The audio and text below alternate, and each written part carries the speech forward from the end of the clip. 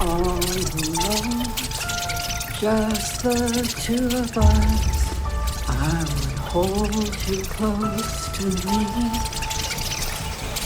close to me.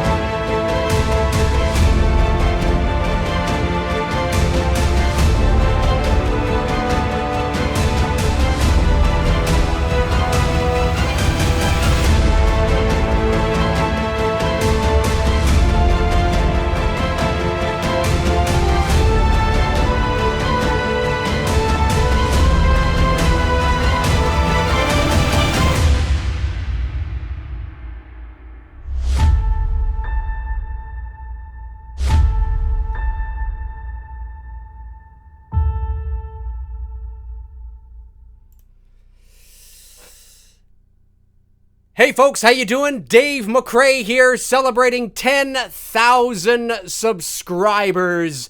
What'd you guys think of that intro? Pretty darn snazzy, eh? I created that I think it was about a month or so ago. It is actually on my channel right now, and it's there's a video on my channel where I posted it.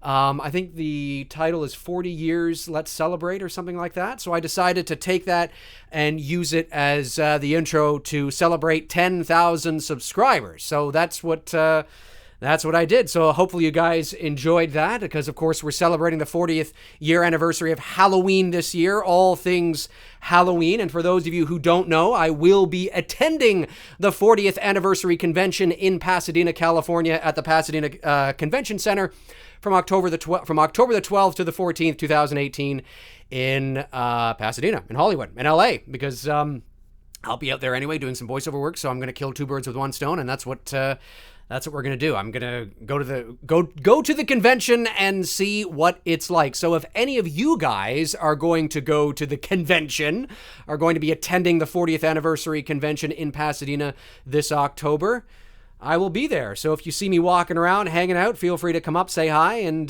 we can talk Halloween. So, so this, of course, is an AMA to celebrate 10,000 subscribers, which we just passed a couple of days ago. We can talk anything, okay? We can talk Halloween. We can talk Elm Street, Friday the 13th, Child's Play, Godzilla, Star Wars, horror movies, the industry, whatever you want to talk about, let's talk about it. I will get to your questions momentarily, but before I do, I want to zip over to my Patreon, because there are a few questions from my Patreon. They get level 3 patrons get first dibs on questions when I do live AMAs, and of course we're going to go over to that and read a couple of questions. So here we go. So the first question, and then we'll go to you guys, okay, in the chat. Actually, before I do, how do I sound? Do I sound okay? There's no echo or anything like that? Everything sounds okay? Hopefully it's good. I'm always so paranoid about that because, about a month or so ago, I had to sort of postpone a live. Sounds great. Okay, perfect. Awesome. All right, so let's do this. Okay, over to my Patreon. And the first question comes from Tommy Gibbons, who says, "Hey, Dave, do you think Halloween 2018 will open in the end of the 1978 film or have any flashbacks to it maybe?" You know what? That's a great question, Tommy, and this is what I'm going to say about that. I actually don't think they're going to open. I just have this feeling that the movie is not going to open with any sort of recreation of the 1978 events. Now, obviously, I could be wrong on that. If you had asked me this 6 months ago, I probably would be feeling more towards that that's what they're likely going to do. But everything that I've heard, from David Gordon Green, Jamie Lee Curtis, Nick Castle, just, a lot of the interviews about the production and sort of trying to piece things together, I don't think we're going to see anything. And you don't have to. Okay, one of the big things about this is that the movie is just called Halloween. And a lot of people are really confused by that. Why is this thing just called Halloween, right? Like, shouldn't it be called Halloween Returns or Halloween I'm Back, the night he came back, the title of my fan film. And there's no doubt that this is a movie that is being, the way they've constructed the narrative and the way they've executed this movie, you don't have to see Halloween 1 to enjoy this movie, right? It's going to play out like a movie about this, woman who went through some crazy shit 40 years ago, but the central focus is solely on what's happening now. And that's why they can just kind of call it Halloween, because it works. Like it's kind of funny how they're doing it. Like it's a sequel, but it's going to stand on its own as well. So it wouldn't surprise me if it didn't open. I think the movie's going to open very reminiscent, of something paying, homage and tribute to the original film. But whether it opens very much like Halloween 2 did from 1981, sort of seeing the events of the 1978 film, the very end play out, I don't know if we're going to see that. I just get this feeling that we might not. It might actually just sort of pick up 40 years later. In terms of flashbacks, I don't know. The only flashbacks I think you may get is maybe through a dream, maybe. Whether there's like flashbacks, somebody telling a story, and then we go to like a flashback, I don't know. I think that might disrupt the momentum of the narrative that they're trying to keep everything in the now. I know that sounds crazy to some, but I am a little skeptical on how much linkage they're going to have to the original film in terms of, because, we hear that, and I hate to say it, it is a throwaway line, no, those things didn't happen. Those are things people made up, right? Referring to Laurie Strode and Michael being siblings. So if that's sort of, it's gone, it's kind of like, okay, that is a throwaway line. So it's kind of like, is that how they're going to toss things around in this? It's interesting. But anyways, to answer your question, I just have this feeling that the movie's not going to open in 78. Just this feeling I got. It still could, of course, but just, I might change my mind when I see another trailer or as we get closer. But as of right now, I don't know. All right. David Ferguson says, David Gordon Green says, even though all the Halloween sequels are no longer canon, they are still going to pay homage to them. Do you think in this new movie we will see Laurie Strode mention the events of H2, H2O, and Resurrection, but mention and describe these events as a possible reoccurring nightmares she had over the past 40 years? Great question, David, and the answer is no. I think they're going to stick sort of to the little Easter eggs. I remember reading an interview with Nick Castle where he said, I believe, now whether this actually made it into the final cut or not, I'm not entirely sure, but he said the word totally is written on the chalkboard or the whiteboard in one of the classrooms in this new film. So it's kind of like things like that, right? And, you have the Haddonfield Huskies, of course, and like little things like that, I think is how they're going to tip their hat. I don't think they're going to take what's been in the past and put it into the narrative of the movie. So it's actually woven into the fabric of the story, right? So we have flashbacks or, dreams, or they're being told. No, they're just sort of in the background for fans to kind of go, oh, cool. They're just kind of going, hey, we acknowledge what's come before, but it's not stuff that's actually in the actual narrative. That's my guess. All right. Brett Young says, oh yeah, you're probably right about your first question, Brett, because you never know. So we'll talk about that in Thorazine. But in terms of your other question, let's see here. Have I seen the animated Halloween pitch video, and what are my thoughts on that pitch actually becoming a Halloween movie? I think I know the one you're talking about. It's black and white, correct? I've seen bits and pieces of it, but I have to admit I've been so busy I haven't seen it all the way through, so I can't really answer that in any great detail, to be fair. Okay? All right, so let's go on to the regular question from the chat room. We got 134 people watching as of right now. This is terrific. Folks, if you have asked questions, feel free to ask them again as well. Please know, as I say in every live AMA, it is not personal if I don't get to your question. As you guys know me, I like to be thorough with my answers because I think you guys deserve that. And so if I don't get to your question, it's nothing personal. It's just that, we have a lot of people in the room right now, 136, and there's a lot of people asking questions. So, so it's nothing personal. Okay.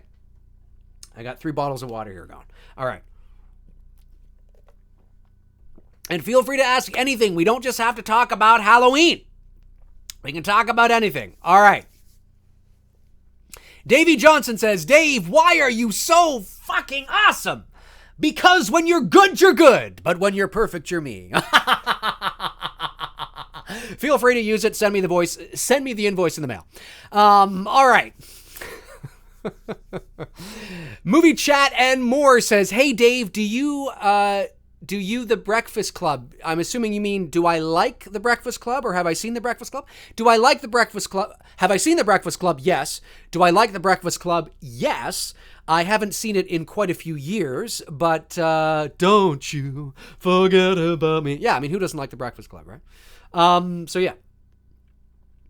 Billy Adams says, hey, Dave, have you watched My Friend Dahmer? No, I haven't. Is that about Jeffrey Dahmer? I haven't seen that. Is that a documentary or a feature film? Let me know.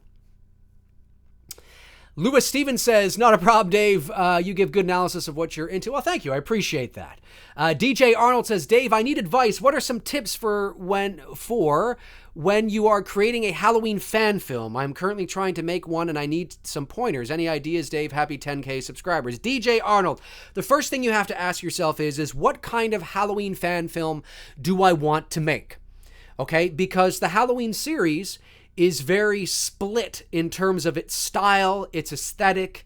So what you have to do is you have to figure out, okay, am I a big fan of the later sequels? Am I a big fan of Rob Zombie's films? Am I a big fan of the original Carpenter classic? If you watch my fan film Halloween the Night He Came Back, that is clear, at least it should be very clear, that I am paying homage to the original film in its pacing and its style. It's sort of slow moving and methodic and, no blood, no gore.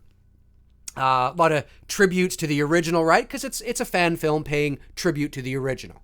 So that's what I like to create, not only Halloween fan films in that style, but if you watch The Intruder, which is on my channel as well, which I just re-uploaded actually in its entirety, because when I originally uploaded The Intruder about 7 or 8 years ago, I could only upload it in parts, right? It was back in the day when you had to upload like 15-minute installments of the videos that you were uploading. Well, now, of course, I can upload as long as I want, I think.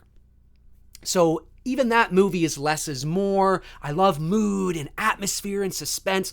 So for you got to ask yourself, okay, what kind of Halloween fan film am I going out to make? And if I want to pay tribute to the original, well, then I got to pay attention to less is more. I got to pay attention to, the tiny nuances and subtleties of how it's shot, the pacing, right? Not showing the Myers mask very clearly, right? Always having Myers in shadow and in the darkness. Pay close attention to how you light your movies, right? A lot of people think they need to shoot their films on $15,000 cameras, and you don't. When you understand camera angles, when you understand lighting, right? When you understand, how to set up a shot, how to frame a shot, lighting is huge, by the way. Then you're on the right track to being able to set up the shots that you want. Definitely, if you have no idea about all that, watch some good tutorials online about framing, lighting, and setting up your shots for making a independent film. It's really important that you pay attention to those things. But yeah, that would be my first bit of advice. What kind of Halloween fan film do you want to make? Because then that will set you on the path to the style and, you know, the flavor you want to execute, right? How you set up your shots, what kind of lighting you use, and all that kind of jazz. So hopefully that answers your question. I could go on, of course, but we got to get to other questions. So hopefully that gives you the gist of where to start. Great question. Bill Smith says, Dave, Jamie Lee is taking a strong stance of empowerment and fighting back. Do you think she will survive giving the stance she is taking? Yes. Yes, because as of right now, Jamie Lee Curtis hasn't said anything, you know, ridiculous.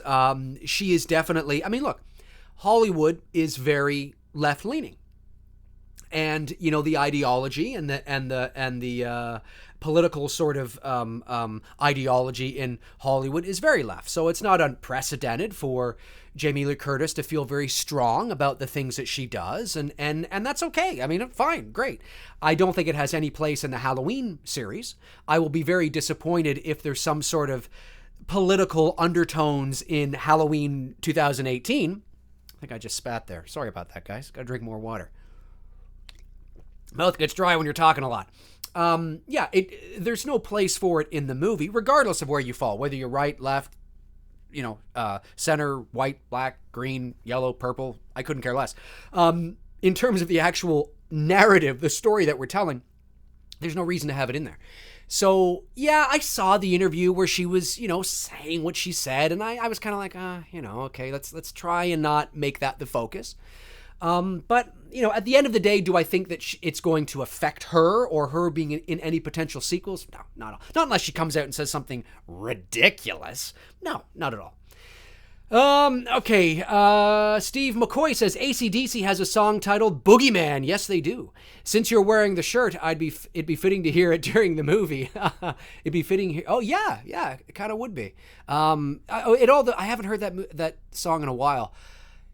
It all depends if it fits, you know, the scene. But yeah, I forgot about that song. It's not one of their more popular songs. Retro4 says, hey Dave, who made your Myers mask? That Myers mask back there, ladies and gentlemen, was that is an AHG. AHG stands for All Hallows Ghost. The independent artist name is Mike. I forget his last name. Mike, if you're watching, I apologize. But that was the mold, I believe, was created by. Or he might have just, that might be I don't know if it's a NAG, Nicholas Art Gallery. I'm not entirely sure. And then it was just finished by Mike, AHG, but it's an AHG MMK, if that helps. So if you go over to michaelmyers.net or the michaelmyers.net Facebook page, you can see a lot of these type of independent masks being circulated, shown, and even up for sale. But keep in mind, you know, they're the real shit. You can't buy those things in stores. They're 10 times better than, and no offense to Trick or Treat Studios, but, you know, they mass produce masks. These suckers are, you know, personally made. So, you're probably going to spend anywhere from, you know, $400 to $600 for the mask. So just be prepared for that if you see one. But that's who made it. Not a personal friend, just, one of the independent guys that do bang up jobs. Okay. Hey, welcome everybody. 164 watching. For those of you who have just joined us, the day today is Friday, July the 27th, 2018. The exact time right now is 7:21 p.m. Eastern Standard Time. And we are celebrating 10,000 subscribers here on this channel, which is totally awesome. And again, if I don't get to your questions, it's nothing personal. Just a lot of people in the room, a lot of questions going by, and I will try to answer as many as I can. Okay. And again, you can ask anything. It doesn't have to be Halloween, guys. You can ask anything. This is a good one. Random Movie Review Guy says, what did you think of the Glass trailer? I liked it. You know, M. Night Shyamalan, I watched his Visit movie as well. And I wasn't crazy on the Visit film. I'm just looking at the screen here. I'm a bit washed out. This is actually more pinky red. Looks a bit washed out, but whatever. It looks orange. Whatever. Maybe I can fix that even. Can I fix it in real time? Oh, I might be able to fix it in real time. Hang on, I'll get back to your question in just a sec. It looks okay. Whatever. Who cares? My shirt looks orange when it's actually sort of pinky red, but whatever. Okay, Glass. Yeah, hey, Glass. I liked it. I liked it. He's lucky there was Split in the middle, because if there was no Split and this just happened to be the sequel to 2000's Unbreakable, it'd be kind of like, whoa, dude, like 18 years? Like, does anybody really care?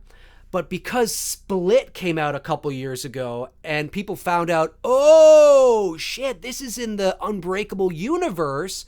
Oh, wow, nobody saw it coming. It was that twist sort of ending that Shyamalan's known for.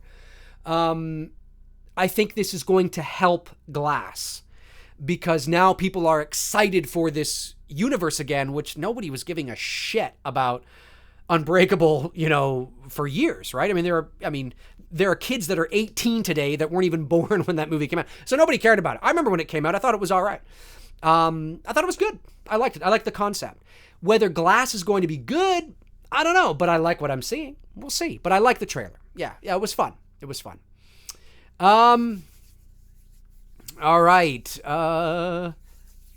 Warrior for God Prez says, what would you like to see in a new FT13 film, Friday the 13th? Well, for those of you who are familiar to my channel, you guys know, I want them to go back to the roots. I want them to go back and remake the original Friday the 13th if they were going to. I don't think they need to do this. That's, let me preface this by saying that. I don't think they need to go back and remake it at all. But if you're going to do it, I think you should go back and remake the first one, but make it like low budget, like totally like maybe $5 million, and go back to Pamela Voorhees being the killer, making it a real fucking scary ass film.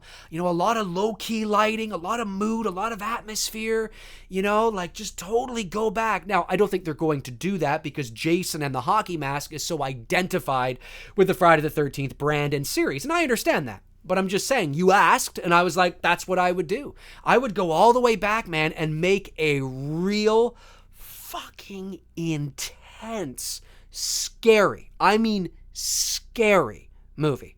Yes, you gotta have blood, you gotta have some guts, because this is Friday the 13th, but really scary, where you walk out of that film and you're like, fuck, that was intense. Like, I was scared in that movie. Like, it felt almost real. Like, I was really with these campers. Like, whew. Not first-person found footage shit, but the kind of feeling you almost get that, whoa, this is actually happening kind of shit. That's what I do. Why not? All right. Okay, just scrolling along here. Scott Lightfoot says, Dave, have you watched Black Mirror? I have. I've watched probably about 5 episodes of Black Mirror. I have to admit, I haven't watched them all. And I've liked the ones that I've watched. I think my favorite out of the ones that I've watched is, that one with, Bryce Dallas Howard. I think that's her in it. Oh, what is it called again? I almost forget. Down something? I forget that one. Damn it. Comment below, guys. Comment below. Yeah, comment to the side or whatever you're below and let me know. It's a good one. I love that one. It's the one about where, the social media and the points, and she has to, she's got to gain points. Why am I drawing a blank on this? Down something? Anyway, that's my favorite one, because I could totally see society going that way. Fucking creepy as hell. I got to watch more. Nosedive. That's it. Thank you, Richard. Nosedive. Yeah, that's awesome. That's my favorite one so far out of the ones I've seen. Nosedive, yeah. Okay, Movie Chat and More says, do you think Ghostbusters 2 gets harsh reviews? You mean the one from 1989? Which obviously is the only Ghostbusters 2. Yeah. I mean, it's certainly far inferior to the original from 84. It's not as good, but it's not as good. It's not as good. I think the criticisms are valid, but I think you can over-criticize as well, obviously. But yeah, for sure. All right. Ryan, is it Bickham? Do you think the new NECA Halloween 2018 toy with severed head is a spoiler to the movie? Well, it all depends on what your definition of spoiler is, right? Because everybody's definition of what a spoiler is can be very different. So, I mean, some people might consider, even knowing that a certain character is in the movie is spoiler, oh my God! and some people are like, I really don't care. A spoiler for me has to be something really integral to the plot narrative that is sort of key. It's that moment. Like if I know the moment in a movie before I've seen the film, it's kind of like, that sucks. But if I found out that Brian Andrews, who played Tommy in the original Halloween, all of a sudden I found out through a toy or something that he was in the movie, whatever. It doesn't spoil it. Oh my God, he's in the movie. I didn't know that. Whatever. So he's in the movie. It doesn't spoil anything, but that's me, right? So the severed head that we see with the NECA toy that's going to be coming out, do I think it's a spoiler? Not for me. I mean, there were images that were released a few weeks ago where we saw that severed head in the car with the dead cop, right? So, anyway. Okay, let's see here. The Shape.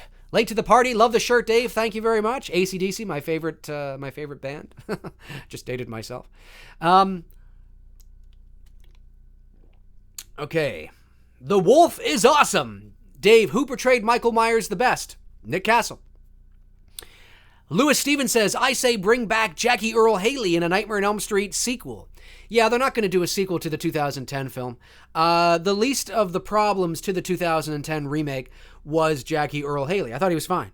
The problem with that film, as I've said on countless occasions, for me anyway, this is how I see it, is that I was not emotionally attached to any of the characters. So there was not that moment where, like, as soon as the film begins, these characters are already going through this. We never saw this progression.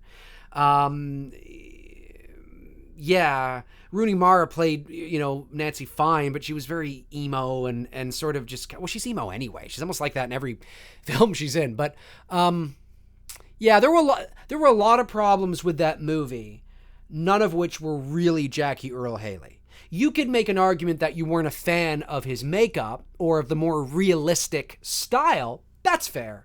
But his portrayal of Freddy, I thought was all right. It was fine. Good size, because Freddy's not a big guy, right? Like, I'm 5'8", and I think, I'm not a tall guy. I'm only 5'8". So I think Robert Englund's about my height, too. So, he's not a big guy, in terms of, in comparison to, Jason or something like that. So, yeah, I thought he did fine. All right. The real James Grimm says, hey, Dave, what's your thoughts if by some chance Blumhouse were to purchase the rights to the Friday... Sorry, I had to scroll back. The rights for Friday the 13th. There are no talks, just an idea. I'm all for it. The only thing that worries me about a monopoly in terms of a studio getting the rights to a lot of these films is stylistically you might start to notice some similarities. And, one of the things that there's a YouTuber on here, maybe you guys know him, he goes by Wes. Wes, if you're watching, I'll give you a little shout out.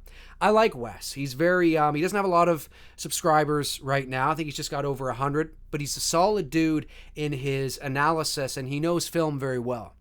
And he knows the Halloween series when it comes to the visual aesthetic and style very well. And one of the things that he said on his channel, talking about the new Halloween trailer, was it looks like a Blumhouse film. And he's right, it does. It looks like a modern day film, which we knew it was going to. I mean, I've been saying this for months, that this is taking the original, and bringing it into the 21st century. So we knew it was going to look like a modern movie, but it does have a Blumhouse sort of feel to it. My only concern with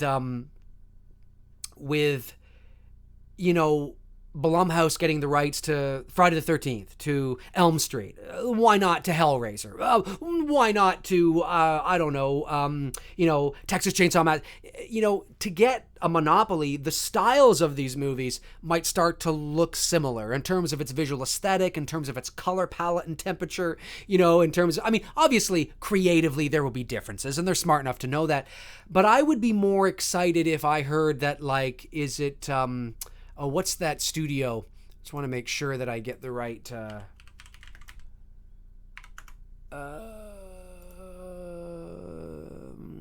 just a minute here.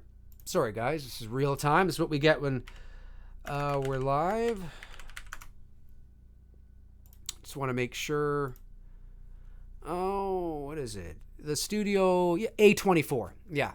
Now, I'm not saying that A24 hasn't released a few movies that I haven't been crazy on. But what I'm saying is that I would be really curious and interested if I found out, oh, they've got the rights to like Friday the 13th. Oh, that's interesting.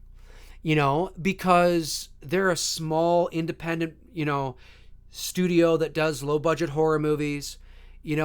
Most of the movies they've done really moody, really atmospheric. And I would be excited to see them get, Blumhouse does small films for cost, but they feel bigger. And in terms of A24, their independent films feel small, and I like that. I would have been really interested, curious, at least entertained the thought if A24 had gotten the rights to Halloween. That would have been interesting. I would have been like, oh, that's interesting. Do you know what I mean? Like, I like this. I like stepping out of the box and seeing what somebody could do. Blumhouse is like the kid on the block right now, and they're getting, I don't know. What about Blumhouse? What about Blumhouse? Well, let's give it to Blumhouse. And this is not a knock against Blumhouse. If anybody, from Blumhouse is watching, I'm not knocking you guys. I'm just saying, excuse me, I'm just saying that at the end of the day, do we really want one studio that happens to be very good, very successful, to monopolize all of it? It's kind of like, I don't know, maybe Elm Street could go to A24. I mean, that would be a lot, I don't know if they could afford that.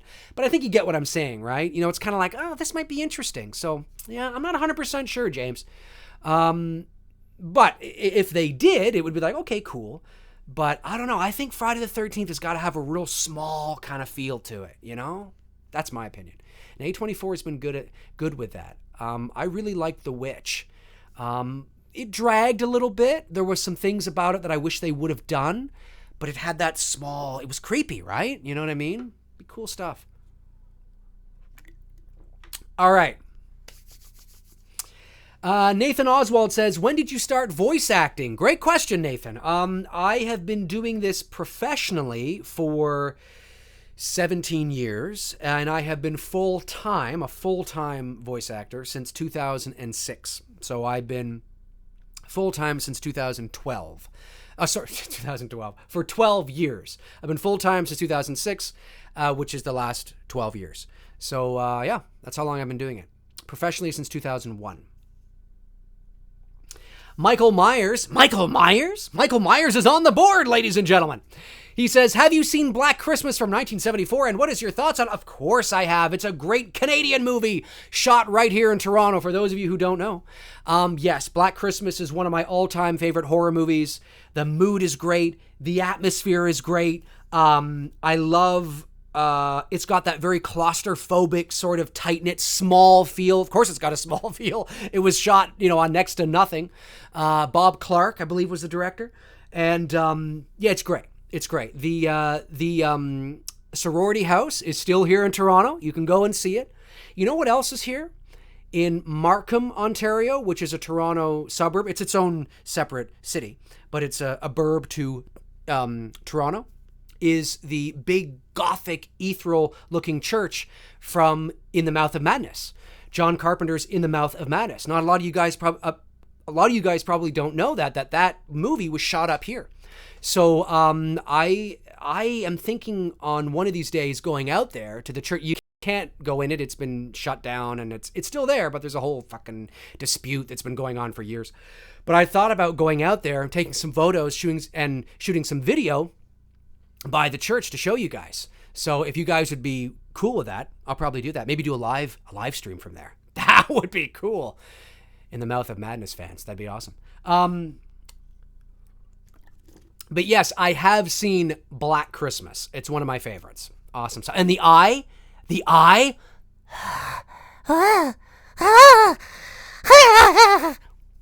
great shit. I love it. Okay. What do we got here? Just settling in. This is great. 174 people watching. This is good stuff. Again, for those of you who have just tuned in, if I don't get to your question, it's nothing personal. Again, just a lot of things going by. K316 says, hey, Dave, congrats on reaching 10K, bro. If you directed Halloween 2018, how would you exactly portray Michael Myers regarding his essence and mystery? How would I portray him? If I directed Halloween 2018, I would not want to portray Michael Myers. That would be awesome. But I would want to solely focus. I mean, this is like big time, right? So I would solely want to focus on... but how would I direct him? I would direct him exactly how I direct myself in my fan films, and how I direct. I would the style would be in the spirit of Nick Castle.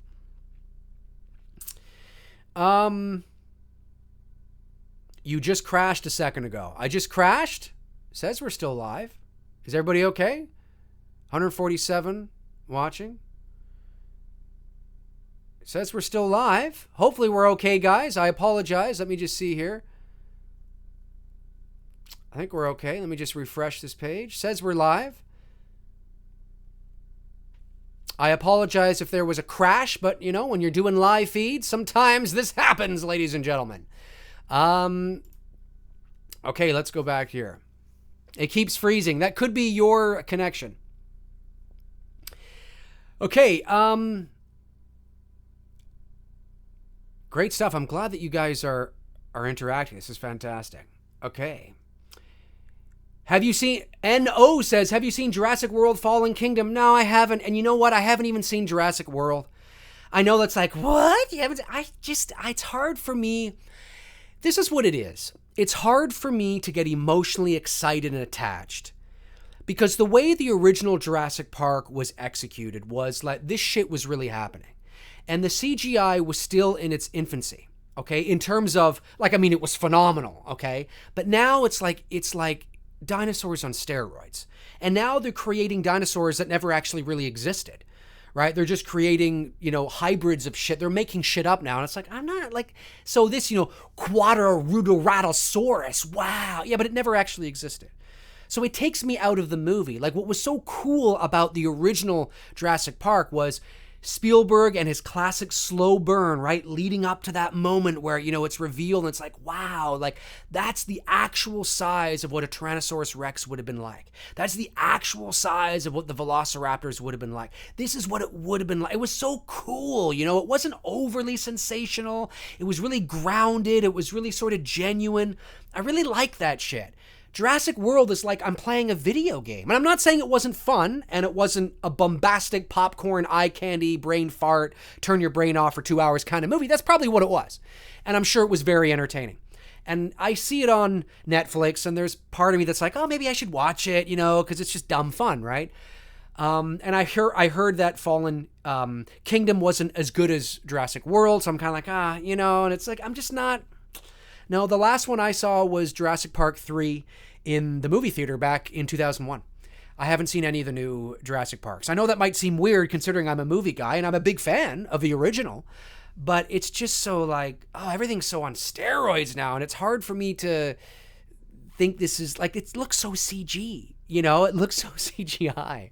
It's just not, it takes me out of it, you know. All right. Bernie Gumbano says, are you going to see Halloween 2018 more than once in the theater? If it's really good, yes. If it's not good, no. If it's okay, I might go see it twice, maybe. But I'm not somebody that usually goes to see, even movies that I really like, I'm not somebody that goes and sees it like, 10 times in the theater.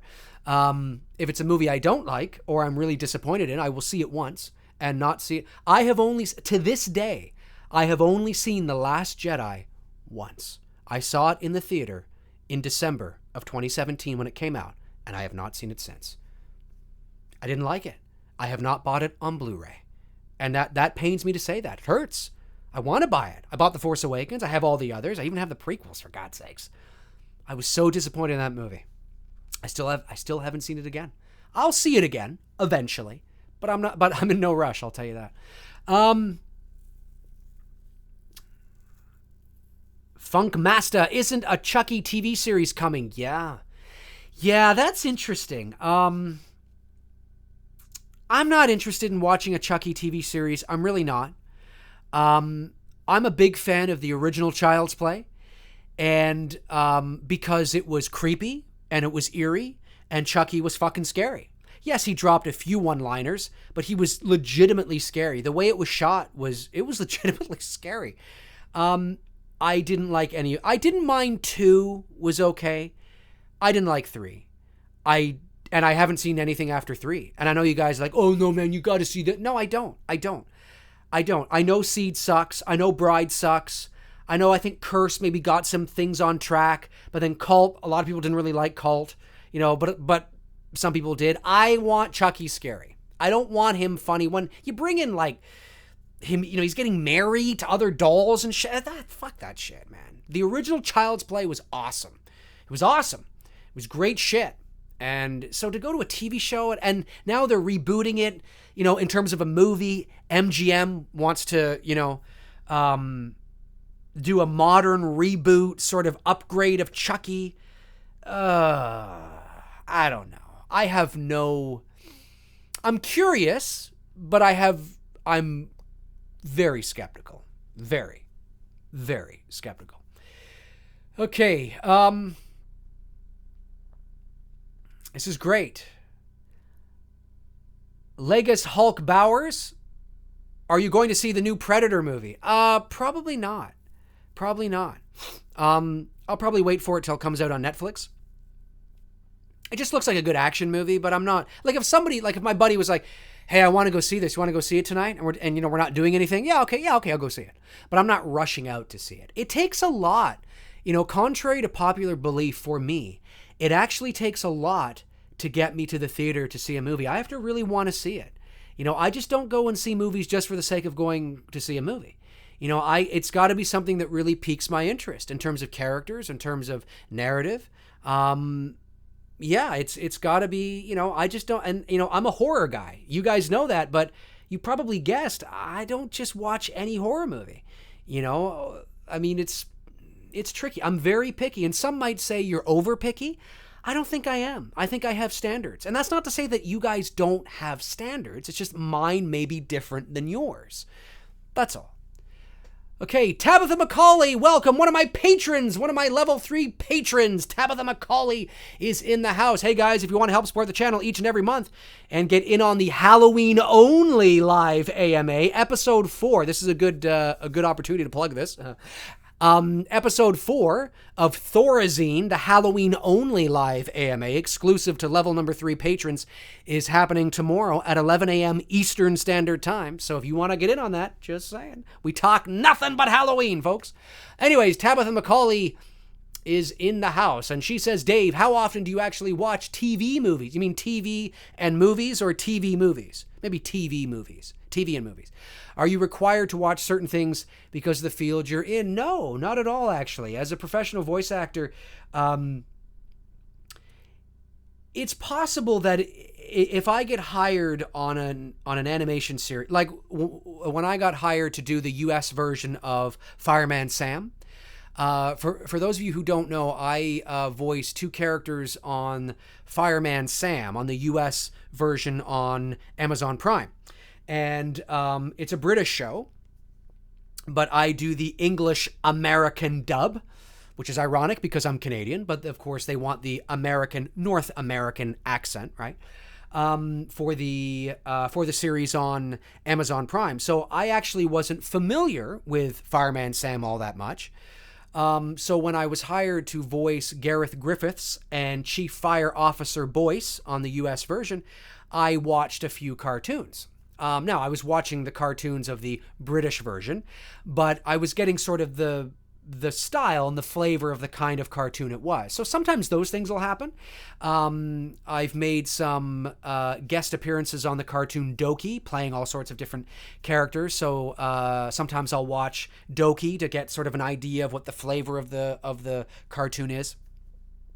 When I do movie trailers, like I did movie trailers for Big Hero 6, Inside Out, Get Out, things like I'll watch sort of things where I sort of maybe get the style and flavor. But usually when I do movie trailers, they have the picture already there in the studio, so I don't really have to watch anything beforehand because I just go in and they have the picture there and I read to what's called picture. I read to picture. So I have my script and I'm following along with what's there. So in terms of watching movies on a regular basis for what I do, no. But because I'm a movie guy and I'm an independent filmmaker and I love movies, it's probably a good idea that I watch movies on a semi-regular basis at the very least, right? So I'm up with what's current and what's happening. And I also learn a lot, right? I don't know everything. I know a lot, but I don't know everything. You're constantly learning in this field and in this business. And the second you think you know everything, so if anybody says they know everything, they don't. Anyway. All right. Great question, though. Okay. I saw a question here. Mark. Thought I saw. Hang on a sec here. I thought I saw a mark and it went by. Oh, well, maybe it'll come up again. Sorry about that. Okay. Daniel Cannon says, favorite Michael Myers kill. Well, there's a video on my channel where I talk about this. I have two. I think I've mentioned this 1,000 times before, but hey, why not? Let's answer it again. I have two quickly. Okay. Linda getting killed because not so much because of the sheet and the strangling of PJ Souls, but because that's the first time we get to see the mask clearly when he lifts his head up into frame and he puts excuse me, I think he's holding it in this hand, I think. And he puts, the phone to his, his ear, and it's like, wow, you know what I mean? Wow, like we get to see the mask. That's the first time we get to see it with any real clarity. That's awesome. My second favorite kill is actually from Halloween 2 when he kills, I always forget her name, the young nurse with the syringe to the temple. That's great because that, for me, is like a very Halloween 1 moment. Where he slowly emerges, like she backs up into the darkness and you see Dick Warlock over this shoulder. Yeah, just kind of emerge. It's like, whoa, that's awesome. Love that. And it's a cool kill, right? It's a cool kill. That's awesome. Those are my two favorite Michael Myers kills of all time. Hey, for those of you who are just joining us, welcome to the live that's tomorrow, the live AMA celebrating 10,000 subscribers. I think all you guys are awesome. I really appreciate all the support that you guys give to the channel. So it's great. I think you guys are great. I think I have the best subscribers around. Really, I do. You guys are always engaged. Like I said that, it's great. You're not just subscribed, you're engaged. Because you can have all the subscribers in the world, but if nobody's watching, if nobody's engaged, if nobody's tuning in, who cares? You guys are engaged, so it's awesome. All right, Brandon Treat says, my birthday is on August 10th. And the Meg and Slender Man comes out on August 10th on my birthday. I hope they're really good. Yeah, I hope they do too. You know what? Okay, here's the thing. I've seen the Slender Man trailer. I've seen both. I saw the most recent one that dropped, a couple of days ago. I'm not a big fan of it. I think Slender, it looks like just and I get it. I'm old school, guys. Okay, I'm nearly 40. Okay, so, and I know that's not old, but it's not like I'm, 25. So I'm old school horror. If I was doing a Slender Man movie, it wouldn't be so, there's moments in the trailer where I'm like, oh, that's cool. Oh, that might be cool. But I just have this feeling that when I watch the movie as a whole, it's your typical sort of modern, I like shit. Don't make it so modern horror. Make it creepy. Make it eerie. Make it like we don't see him that often. Make that slow brass shit. You know all this shit. You know how I am with horror movies. And there's so many modern day trailers that I see that just have no effect on me. I watch it and I'm just like, doesn't do anything for me. The Slender Man thing did nothing for me. Didn't do anything for me. I was like, yeah, just looks like a typical, It's very rare, a modern day horror film I watch and I go, oh. Now, the modern day Suspiria trailer, I was like, okay. All right, I'm listening. You know what I'm saying? Not going crazy on it, but I watched the Suspiria trailer, the 2018 one, and I was like, okay, all right, I'm listening. Do you know what I mean? But it takes a lot, man. It takes a lot, I'm telling you. All right, let's see here. Tiffany K with the Myers house would be in the new Halloween. Do I think the Myers house will be in the new Halloween movie? I don't think it will, guys. Yeah, funny enough, I don't think there was anything shot in Pasadena and South Hollywood, in West Hollywood. West Hollywood and South Pasadena. I actually don't think, unless there was some second unit stuff that maybe they did that slipped under the radar and didn't really make it to the media, outlets, and sort of made it to where we knew what they were doing. Maybe there was some small second unit shit that they went out and they shot, Orange Grove, and they shot in South Pasadena. Maybe, but as far as I know, it was all South Carolina, all Charleston, South Carolina. I mean, they even went back to South Carolina for the pickup shots. So I don't think anything was shot in South Pasadena. So yeah, I don't think so. Interesting. It will be interesting to see. Movie Chat and More says Forrest Gump or The Green Mile. Ooh, great. I think a more appropriate question would be The Green Mile or The Shawshank Redemption, because not only are they two prison movies that take place in and around the same time, they're both directed by Frank Darabont. But to answer your question, I'm going to go The Green Mile. I love Forrest Gump. I think Forrest Gump is fantastic, but there's something about The Green Mile. I love The Green Mile. That's a tough one, and it could depend on my day. Maybe one day I'm really feeling Forrest Gump, and then the next day I'm like, I'm really into The Green Mile. I think Frank Darabont, it is an absolute tragedy that man is not writing and directing more in Hollywood. Now, there could be some specific reasons for it. It could be his own conscious choice. There could be reasons that he's like, nah, fuck, I'm not dealing with that shit. I'm not dealing with that fucking shit. There could be. I would have loved to have seen his version of Indiana Jones and the Kingdom of the Crystal Skull. That got canned. Frank Darabont directed The Shawshank Redemption. He directed The Green Mile. He directed The Majestic in 2001. He directed The Mist from 2007, which is nowhere near as magnificent as The Green Mile or The Shawshank Redemption. But the ending to The Mist was like, wow, Frank, it's a shame. It's a shame. I want to see more Frank Darabont films. I mean, The Shawshank Redemption is arguably one of the greatest movies in motion picture history, and it was a box office disaster. It only became fantastic and is arguably on everybody's top 10 lists. Movie pundits and critics, I mean. When we're talking about, like, real film, I mean, classic cinema. Up there with, like, the greats of our time. It's such a tragedy that this guy, and then he follows that up with The Green Mile. It's like, well, I'm not as good as Shawshank, but great in its own right. Like, wow, it's an amazing movie. It's like, God, where's this guy, man? Yeah, it's a shame. Fuck, shame. Love both those films. I want to see him do more. I want to see him write more. I want to see him direct more. It's such a shame. Such a shame. In my opinion. Steve McCoy says, I think Wes Craven's New Nightmare was a very smart horror film. What's your opinion? I do. Yeah, I mean, at that point, guys, I mean, look, Freddy's Dead had come out in 91 or somewhere around there. And then New Nightmare came out, I believe, in 94. And yeah, I mean, it was a satirical sort of spoofy kind of thing in its own right, but grounded in reality. It was a nice sort of balance. And I have to agree with you. I think, but could you have really done a sequel to New Nightmare?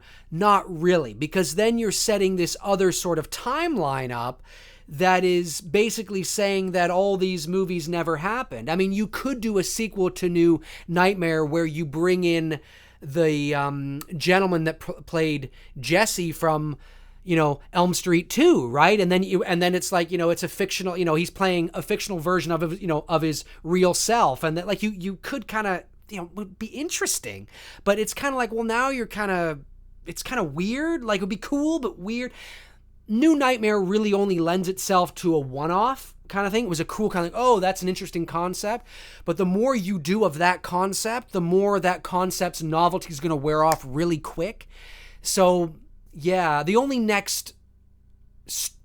next sort of step you could have done with the Elm Street series, in my opinion, was you suddenly do a Nightmare on Elm Street 7, but 7 to part 6, or you remake it, which they tried to do in 2010 and it failed. If you want to, look, if you want to have success with Elm Street, you've got to go back to the roots. Freddy Krueger has got to be scary. He's got to be scary. I mean, petrified. This is a guy who can murder you in your dreams. Okay? You take that concept from the 1980s and put it now. I want to see a low budget, claustrophobic, not a lot of bells and whistles. I don't want to see sensational dream sequences and wild, crazy, surreal. You can have your dreams surreal, because dreams are surreal by nature in many cases, and so are a lot of nightmares. But, it's like a Nightmare on Elm Street 5, The Dream Child. I mean, that was like one sensational set sequence after another where Freddy was hardly in it. Who cares about Freddy Krueger? It was just, this what sort of crazy dream sequence can we do? And some of them were really cool, and some of them were like, let's go back. I mean, think back to a Nightmare on Elm Street Part 1. When all those people were dreaming, it was as if all the dreams were grounded in reality. Nancy's dreams weren't crazy. I think the craziest thing that happened to her was she saw her dead friend in the body bag. She saw Tina out the classroom door, and then the worms and shit and all that. That's it. There weren't any crazy sensational dream sequences. Every time they were dreaming, it was grounded in reality. The nightmares were grounded in the real world, where you didn't know whether they were dreaming or not. And that's what's so fucking scary about it. And I think if you want to go back to the roots of a Nightmare on Elm Street, this isn't a daydream on Elm Street. This isn't a fluffy, this is a nightmare on fucking Elm Street. Freddy has got to be scary. Doesn't mean he can't be a little satirical, a little comical, but by the time he's playing video games in broad daylight and his face looks all puffy like he got stung by a bee, and he's knocking out one-liners like, "Whoa, cool graphics." Like, what the fuck is this? Fuck that. Get that out of here. He's not scary. He becomes a satirical cartoon of himself. It's ridiculous. I want Freddy from A Nightmare on Elm Street 1. Look, we watch that movie now, and it's still scary, it's still awesome, but it's 1984 scary and awesome. It's dated, right? We know that. We watch Halloween now. It's scary, yeah, but it's dated. You watch a lot of these things are dated. They still hold up well. I'm not saying they don't, but they're 1980s scary. Well, you take that and bring it into now, where like, fuck, man. Do you know what I'm saying? Like, fuck this shit, man. Bring that Freddy Krueger back to scary shit. That's what I want. I don't want him to, I know there's the classic, "Welcome to prime time, bitch." And that's great shit. I'm not saying it's not great. But if you want to get people back on board, you gotta fucking scare the shit out of them. Because then why are you remaking it? There's no point. Anyway, sorry guys. You know how thorough I am. I just fucking feel it. I get in on it. Woo! Anyway, okay. All right, let's see here. ABC Def, bring Chucky 1 back. Yeah, I agree. Go back to the roots. You got to go back to the roots of all this shit. Listen, say what you want about The Force Awakens, okay? But The Force Awakens was successful because it went back to the roots. Now, I know a lot of you are like, "Oh, it's just a carbon copy of the..." It's not. By definition, The Force Awakens is actually not a literal remake of A New Hope. It's not by definition. So, I know you can say, no, it's beat for beat. It's not. It's literally not. But are there parallels? Yes. In aesthetic and style and execution, sure. And that's why it was successful, because it went back. Right? The Last Jedi was supposed to take those risks, and it totally went off. That totally went off the fucking round. What the hell happened there? But anyway, if you want to get people back on board, you got to understand why these movies were successful in the first place. You got to understand what scares people. You got to understand the psychology of what is truly frightening to each and every one of us. And when you understand that, then you can start penning a script that can really get into the psyche of our unconscious and our worst fears. You know, I don't want to just see a remake of Freddy cracking one. Why? Forget it. Whew.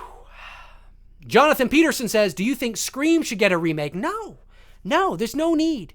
Especially now, because Scream was very, the original was very sort of its time, very mid-90s. Of course, it was 90. Yeah, it was 96. So mid-90s pop culture-y thing. It was great. No need to remake it.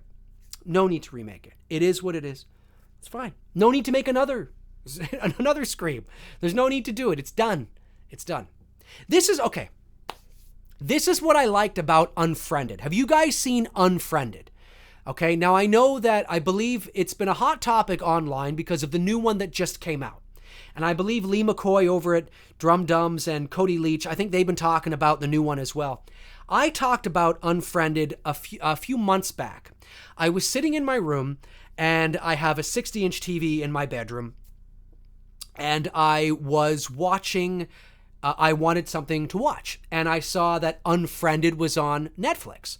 And I was like, what the fuck is this? And I just was like, I just want it. Because I think I was on my phone, I was doing something, and I just wanted something on in the background. And that was my intent. So I put on Unfriended. Didn't know what it was. Didn't know what the visual execution of it was. And I was surprised that the whole movie was shot from the point of view of a Skype call. I didn't know that. Now, maybe you guys did. That's fair. I didn't. Okay? So when the movie started rolling along and I'm on my phone and I'm looking up and I'm like, oh, this is interesting. And the whole movie is from the point of view of a Skype call. I thought Unfriended was actually pretty good. And I thought the performances, this is why I thought it was pretty good. The performances from all the actors I bought into. I believed that they were actually friends. The dialogue and the kibitzing back and forth and the camaraderie between everybody, I believed that this felt natural, it felt organic, it felt real, it felt unscripted. Now, there's no doubt in my mind that they were following a script, but I have no doubt in my mind that there was some improvisation as well, that here's what I want you to say, and as long as you get the gist of this across, it's okay if you sort of ad-lib here or there, but by and large, they followed the script. And I do know that I believe they shot each actor's part individually, but they also shot a master sort of shot as well, where they had everybody in there, and then of course in post-production they would pick and choose and mix and match and yada yada yada. But it was the camaraderie, it was the kibitzing that sold me. Yeah, what was happening on screen and people dying was creepy and it was eerie, sure, but it's nothing we haven't seen really before. But I bought into it, and the execution was great. The only thing that I worried about in terms of Unfriended was that you're going to date yourself in terms of technology, because technology expanding is expanding exponentially at such a high rate of speed that Skype, which was the primary source of, which was the primary platform, I believe, in Unfriended, in 5-10 more years might be a thing of the past as we move into VR, virtual reality, and all that kind of shit. So, Unfriended might have a shelf life, whereas other horror films may not. But I thought it was all right. Now, whether Unfriended, this new one that came out, I don't know if you guys have seen it, whether it's good or holds up or is a great sequel, I don't know. I probably will wait till it comes to Netflix to watch it. But I really I bought into the characters. I believed that they were actually real people, like real friends. So that's what sold me on that. So, interesting. Dalton Johnson. Hey, Dave, what's up? Hey, Dalton, what's going on? For those of you who are just joining me, again, if I don't get to your question, it's nothing personal. All right, let's see if we can get to a bunch here. Tom Terrell Sims says, would you watch if James Wan made a remake of A Nightmare on Elm Street? Yeah, of course. I would love James Wan. The only thing that concerns me about James Wan is when we're talking about a remake of Friday the 13th or Elm Street, we need to go into a territory that's, yeah, I think James Wan could do it. I would be fascinated. I would be really interested if we went to a James Wan Elm Street or Friday the 13th. I think he'd be more suited for Elm Street. But I would be curious to see if Wan, how he handles blood, how he handles gore. Because even though the original Elm Street is very scary from a psychological perspective, it is a slasher movie. It has a lot of blood. And I would be very curious to see how he would handle that. Now, he did do the first Saw, which of course came out in 2004. So I would be curious. I would be curious. Yes. Great question. I like James Wan. I like what he does. I think The Conjuring, the ending became a little too sensational. But yeah, good question. All right. The Shape. Yeah, okay, Sean McBride says, what is the probability of Laurie being killed, and which would you prefer? I think the probability is, I think it's 50-50. I think the probability is quite high that they will kill her because trying to convince Laurie Strode to come back, trying to convince Jamie Lee Curtis to come back, who knows? I mean, maybe they could. What else does she have going on? No offense to Jamie Lee Curtis. I love you. But, I mean, at the end of the day, in terms of films of this caliber, I don't know. But I think it's also very likely that, yes, they could kill her character as well.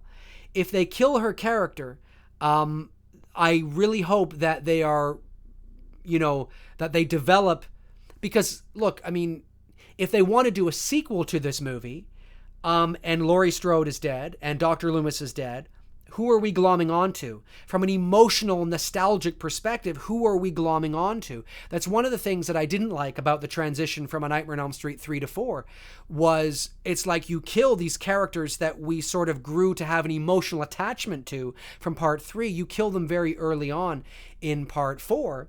And now we have to get emotionally attached to Alice, this new character. I believe it's Alice, right? And then she's, killed in part 5. And then we have this new... It's just, we can't really, glom on to anybody. So I'm not saying you have to write your narratives that way. Obviously, you have to be progressive in terms of narrative and move things forward. But if Jamie Lee Curtis dies...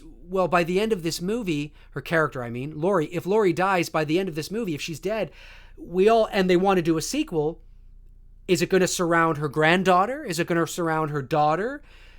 If it is, we better hope that we're rooting for them and we're not annoyed by them, right? So, yeah, it all depends. I don't know. But then again, at the same time, how much further can you go on with Laurie, too? It's like, oh, God, it just becomes...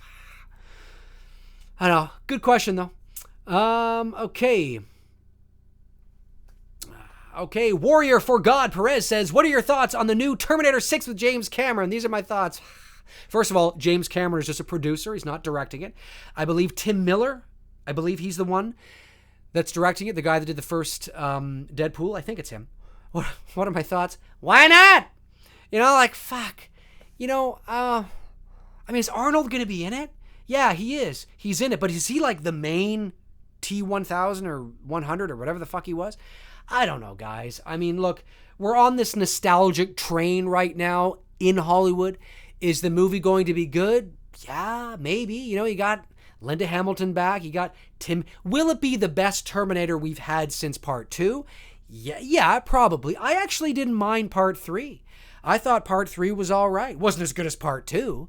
But I thought 3 was all right. I think it just should have ended there. It just should have been like, okay, you have your Terminator trilogy, and the third one isn't nearly as good as the second one. But, it is what it is. What third movie in the trilogies are? Godfather 3? No. The Dark Knight Rises? No. Return of the Jedi? No. It's good. I like Return of the Jedi, but you can't say it's as good as the second one. So traditionally, third movies in trilogies tend to kind of not be as good. Some are. You could look at Mission Impossible 3 was arguably way better than 1 and 2, but that's not a trilogy. That sets a path for a new, whole new thing, right? So yeah, I don't know. I mean, that's my thoughts. Why not? I roll my eyes and I think, okay, sure, why not, Okay, Jason Case says, Dave, you agree 48 Hours remake is completely unnecessary. You mean with Eddie Murphy and, what's his face? Oh, fuck, what's his face? Nick Nolte? Yeah, of course it is. Of course, you mean like a remake with Eddie Murphy and Nick Nolte? Or just a remake? You cannot possibly mean a remake with Nick Nolte and Eddie Murphy. Yeah, no, I don't agree with that at all. No, there's no need. There's no need. Okay, just scrolling back here. I'm going back up to see if there's any, Michael Myers, Dave, you rock, thank you. Steve McCoy, have you seen Stir of Echoes? I have. I really like it. If you guys haven't seen Stir of Echoes, which is a film from 1999 with Kevin Bacon, it's actually pretty good. Watch Stir of Echoes with Kevin Bacon, 99 or 2000, somewhere around there. Watch that movie. I really like it. 172 people watching. This is great. Fantastic. Welcome for those of you who are just joining us. We are celebrating 10,000 subscribers here on this live AMA Friday, July the 27th, 2018. The exact time for me is 8:13 p.m. Eastern Standard Time here in Toronto, Canada. Okay, scrolling down. All right. Jonathan Nicholas says, are you a fan of any of the Rob Zombie films? Any Rob Zombie movies? I didn't mind The Devil's Rejects. I thought that was all right. And House of a Thousand Corpses I didn't mind. But I'm not really a big fan of his style. He's very shock, gore, trailer park. The first 10 minutes of Halloween 2007, why to come over here and skull fuck me, bitch? It's like I get what he's doing. He's trying to show that this kid comes from a hick trailer background, but there's a pattern that shows up in a lot of Rob Zombie's films. We're fucking. It's like everybody's coming. So I'm not a big fan of his style, but yeah, there's one or two movies that I'm like, that's all right. For what it is, it's fine. Yes, call fuck me. Oh man. Okay, Jake DeShong says, have you ever rode Leviathan at Canada's Wonderland? For those of you who don't know what Canada's Wonderland is, it's like a Darien Lake sort of. It's an amusement park here in Toronto, or just north of Toronto in Vaughan, but Vaughan is a suburb sort of Toronto. I have not. I've rode the Behemoth, but I have not rode Leviathan. I haven't been to Canada's Wonderland in quite a few years. But yeah, I should. Really big fight. Yeah, it looks like it'd be a lot of fun. Okay. Scrolling back up. Okay, around this time I usually do this. Where are you guys from? Type below where you guys are from. I want to know who is watching me from around the world right now. I will call it out. The UK, Philly, Philadelphia, Guam, New Jersey. Oh, here we go. Denver, Colorado, England. Oh, my goodness. America, Georgia, Hamilton, Ontario, Atlanta, DC, Haddonfield, Louisville, Kentucky, Glasgow, Scotland, California, Ohio, New York City, Missouri, Illinois, Knoxville, Tennessee, my house, good, Belleville, Michigan, Oregon, Hungary, Nigeria, South Dakota, Maryland, Michigan, California, going to age 40. That's great. Philadelphia, Canada. Woo!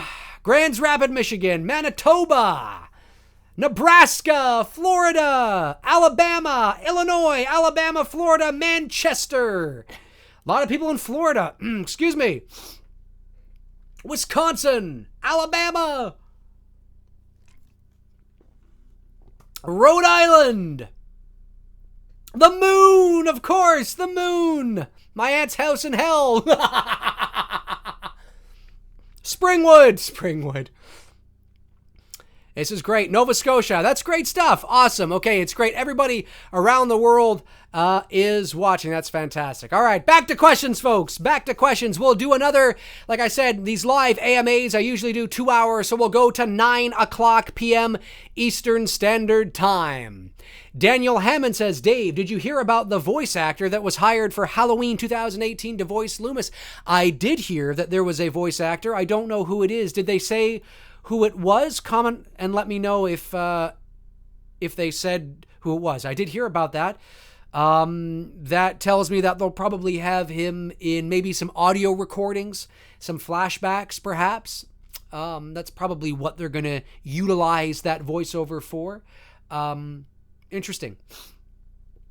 But I don't know who it was.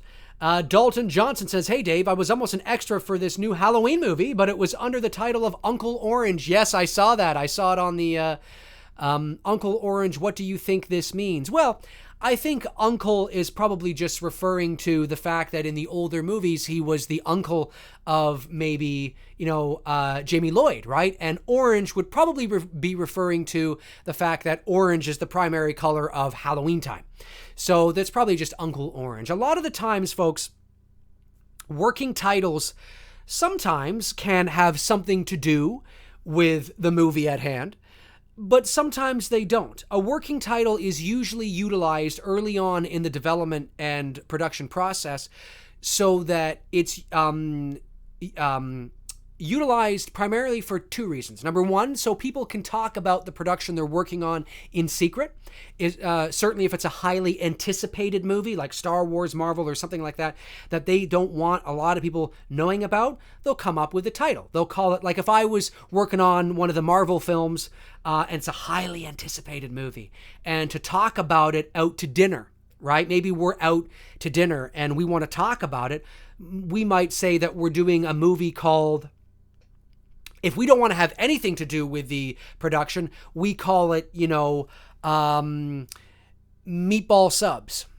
You know what I mean? So every time we talk about Meatball Subs, or you see something come in an email with the subject line Meatball Subs, or there's a script we're passing around that says we all know, who's in on all knows what we're talking about. And, the other reason, of course, is when you're on set actually shooting, you want to fool the public because the mainstream media gets wind that they're shooting this movie. Oh, what's it called? Meatball Subs. Or, they know it's a working title because working titles are sort of in the pop culture consciousness now. So they know it's probably not what's really happening, but it's so far removed from what actually is being shot that a lot of people sort of, they don't really kind of catch on. But of course, depending on who is on set, sort of can give it away. So it's like, well, we know that Spielberg is shooting this movie, and we know that it stars Tom Hanks, and we know that it's the new, such and such film. That's not Meatball Subs. You know what I mean? So it usually gives it away anyway. But that's probably what it means. But sometimes working titles are loosely based on what somebody is working on. You know what I mean? That can happen too. So there's a few reasons why working titles are implemented. I would guess that probably somebody thought, Uncle, well, he used to be the uncle of Jamie Lloyd, and Orange is Halloween, so we'll just call it Uncle Orange. That's my guess. Just a guess, but that's my guess.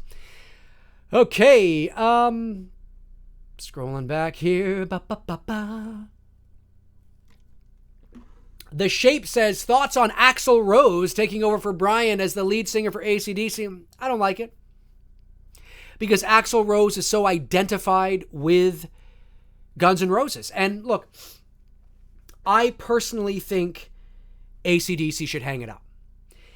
Yes, I understand in 1980 they found Brian Johnson. And I understand that, you lost Bon Scott. But when AC/DC lost Bon Scott, they were just starting to come onto the scene as mainstream. They were just beginning to sort of make their dent into the U.S.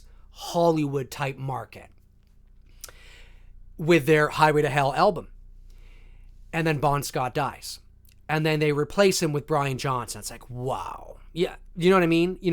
Some people prefer Bon Scott, some people prefer Brian Johnson, but you cannot deny that you couldn't have replaced him with anyone better. I mean, Brian Johnson is amazing.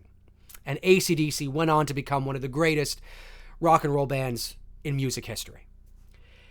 But Brian Johnson was your singer for 30 years, 35 years. He's almost 40 years. He's so identified with AC/DC. You could make the argument that he's more identified with AC/DC than Bon Scott is. Not because Bon Scott's bad, just because of longevity. That's all. Like when you think of AC/DC, you tend to think of Brian Johnson. And so it's almost like, you know what? Let's hang it up, guys. We did it. We did it. You know, we did it. And maybe, just maybe, you know, if Brian gets his hearing looked at and, you know, maybe he, you know, gets it fixed, because I hear that he's going through some sort of thing to help it and blah. Maybe, you know, in a few years we can do a little small reunion tour where we're not touring for 2 years, but, you know, it's kind of like, you know, whatever, right?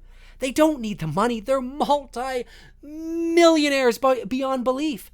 But it is the stubbornness of Angus Young. It is, you know, Malcolm Young is gone. What's the bass? Is it Chris Williams, I think? Yeah, he's gone. Phil Rudd, the drummer, oh God, you know, gone. You know, Brian Johnson, gone.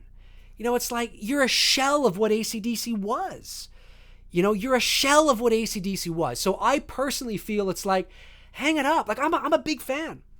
But hang it up, guys. You know, but Angus Young is going to ride that fucking schoolboy uniform and that guitar until he's like 90. He's going to go out having a heart attack on stage. That's what he's going to do. He's going to have a heart attack from dehydration and exhaustion, and he's going to be like, and it's like, that's the fitting end.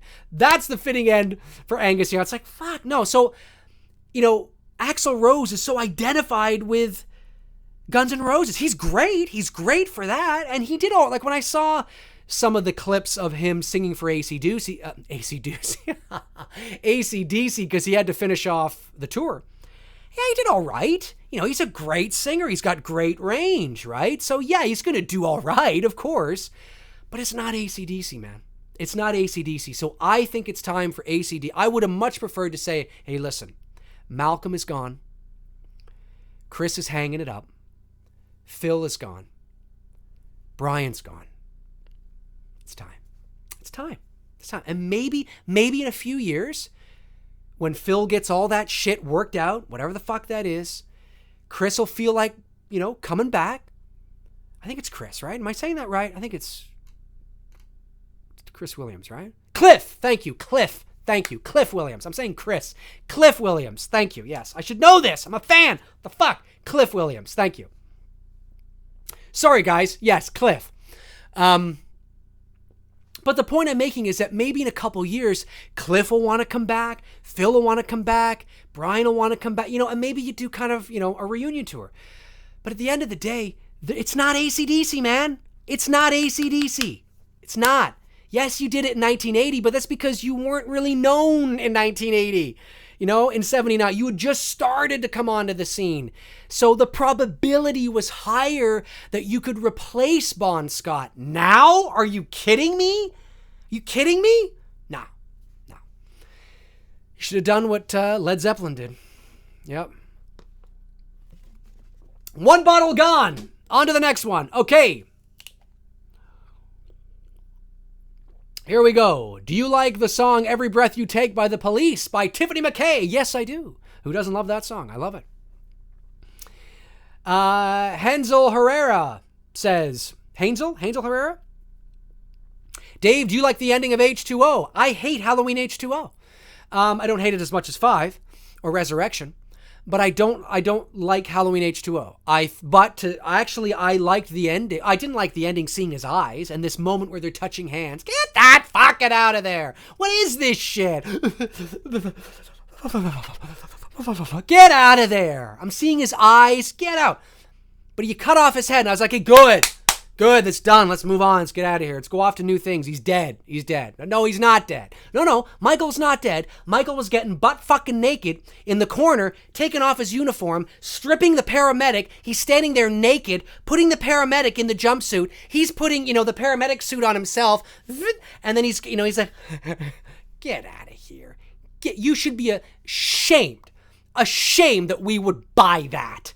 Get out. If somebody brought that to me as a way to continue the series, I'd be like, it's a fucking joke. Get out of here. Get out. Go back to the draw. No way I'm doing that. That's my opinion. If you love Halloween H2O, that's okay. There's nothing wrong with that. All right. Scrolling back. All right, 164 people watch. I think our peak, we're at like 180 something, which is totally awesome, guys. Awesome shit. All right, Dominic Ramirez says, Dave, who do you think could play a good Freddy in a new reboot to A Nightmare on Elm Street? Oh, that's a good question. A lot of people, because I know that I think Robert Englund had even said that Kevin Bacon could do it. Yeah, Kevin Bacon can do it, but you have to remember Kevin Bacon's 60 years old.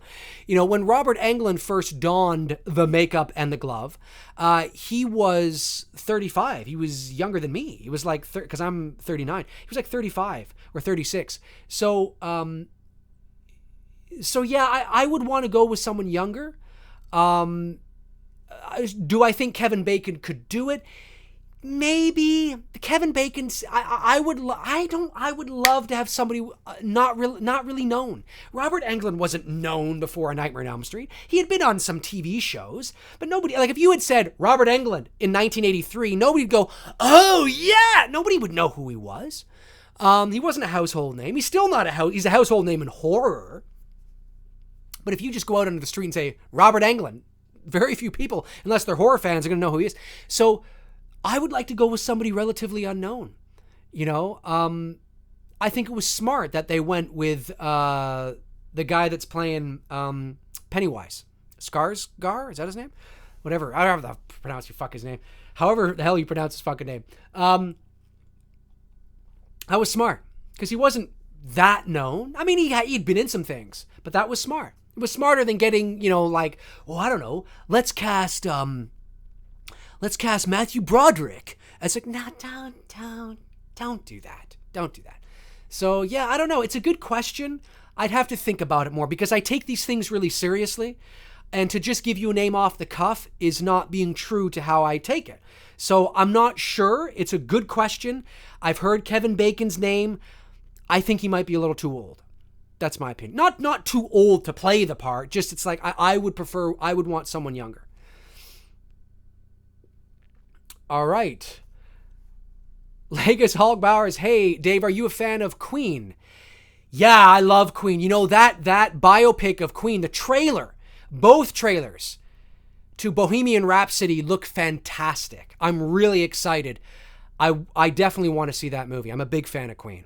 Big fan of Queen. Love it. So I'm really looking forward to seeing that. Bill Smith says, does Hodder ever play Jason again in a Friday the 13th movie? Does Hodder ever play Jason again? Hodder plays Jason in 7, 8, 9, and 10. That's Kane Hodder. He plays him in 7, 8, 9, and 10. He plays him in 4 movies. Not sure what you mean by that, Bill.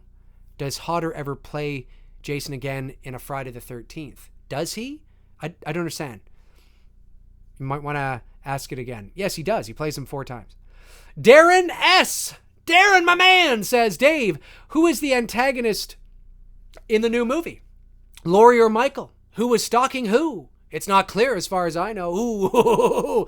Well, I think that's a great question. Yeah, it's the Obi-Wan Kenobi moment. Well, what I told you was true from a certain point of view.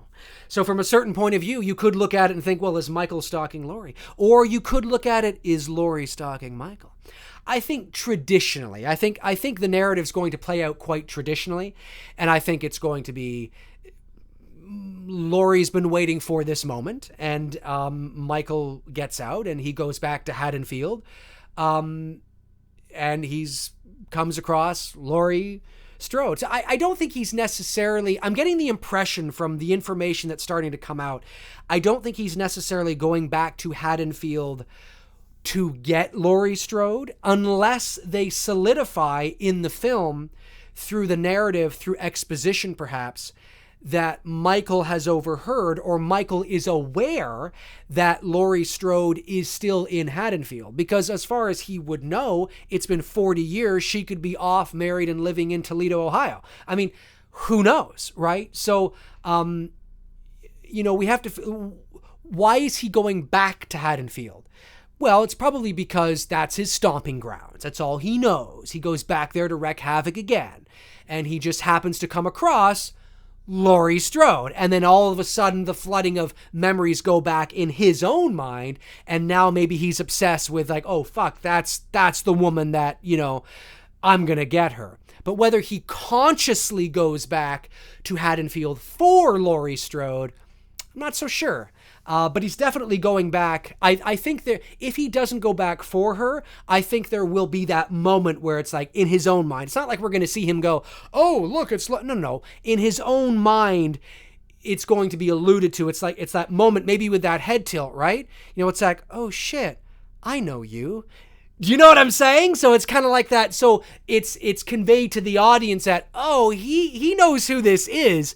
And then it becomes kind of a, so it's a fun question to ask, but I have this feeling it's going to be very simplistic in terms of its narrative. I think it's going to be really, at the end of the day, it's him stalking her, but it's a great question. I like it. Her stalking him. Oh, there's no doubt she's stalking him. Yeah, there's no doubt, because she's been waiting for him. But whether she's consciously stalking him throughout the movie before he escapes, maybe she's the reason for his escape on an unconscious level. Ooh, now we're getting like really deep. Yeah, I love Darren. You fucking ask great questions, man. It's good shit. And I gotta go away and think about this now. It's a great question. All right. Jessica Kindle says, how do you feel about the Godzilla vs. King Kong movie? I'm excited about it. I'm in Godzilla's corner. I'm a Godzilla guy, so I'm definitely going to be pulling for Godzilla, King of the Monsters. That's what I'm going to be pulling for. So, I'm excited for it. I'm really looking forward to seeing this new Godzilla movie. I wasn't really a huge fan of the 2014 film. I thought it had some promise, but the characters were... So I'm really curious to see if I'm going to be... Look, it's a monster movie. Okay, this isn't, the Shawshank Redemption. I'm not looking to be emotionally attached to these characters to the point where I'm getting choked if any of them die, but I have to be rooting for them. There has to be some sort of at least 1.5 two-dimensional attachment somewhere where I can be rooting for them. And I didn't feel anything like that in the first Godzilla film. So, hopefully we will get that in King of the Monsters, and then that will be the nice catalyst into Godzilla versus King Kong. And I'm pulling for Godzilla, man. Hopefully. And, at the end of the day, really, if you think about it, I don't really think it's I mean, I understand they're going to utilize it some, but he's nuclear. He breathes atomic nuclear fire, okay? No matter how big Kong is, if Godzilla just stands there, I mean, it's like I don't know. I think it's kind of funny, but, we'll see. We'll see how it goes. All right. The Shape says, thoughts on Never Hike Alone. Yes, the Friday the 13th fan film, Never Hike Alone. I really enjoyed it. I thought it was good. I thought it was solid. The production value was good. I loved the closed, claustrophobic feel of it. When you do low budget, independent films, you can create real special things, and Never Hike Alone had that close-knit, claustrophobic kind of feel. Yeah, it was really good. It was very well done. As well, there's a Halloween fan film coming out this October, The Spirit of Haddonfield. So look out for that. That looks really good too, really promising. It's a 20-minute short. I've been in communicado with the director of the film, and I'm excited to see what he's going to put together. As you know, I'm a big supporter of fan films, obviously, so I'm really excited to see what he puts together. So look out for that coming this October. The trailer is online right now. Movie chat and more. Do you like Christine? Yeah, I love Christine. Don't need to do a remake. But I do love that film. Okay, we're going to go for another about 25 minutes on this 10,000 subscribers celebration live AMA. The Film Addict says, "Hey Dave, are you a fan of Halloween 3? Also, do you think it would be cool if they make a remake of Halloween 3 in today's world as a TV series?" I like Halloween 3 for what it is. I think it's solid. Do I think there should be a remake of Halloween 3 in a TV series? No, because I think the Halloween... No, because I think that the stories that lend themselves best to Halloween are one-off ghost stories. And I don't think... That's why, like, to be honest with you guys, I'm going to be honest with you. And this is going to go to your point, okay? Stranger Things. I loved, the first season of Stranger Things. I enjoyed the second season of Stranger Things. But for me, it was pretty much more of the same. When season 3 comes out, you got to branch out. You got to do something different. I mean, season 2 ended like we're going to go back to the upside down and those monsters. Like, no, go away from that. I mean, you know, and it's just like when you're telling these kind of ghost stories, they're really good as one-offs. You know, like a whole series over like 3 or 4 seasons with Halloween 3's sort of foundation. No. In my opinion, no. If you want to do maybe like a 4, 5, 6 episode series, like a Stranger Things kind of thing with the Halloween 3 shit, yeah, that could work. But, you know, I don't think Netflix is buying up IPs and productions to just have them go for 5 episodes. Anyways, those are my thoughts on it. But Halloween 3 is a TV series. It could work, but I don't think there's longevity out of it. Let's just put it that way. Okay.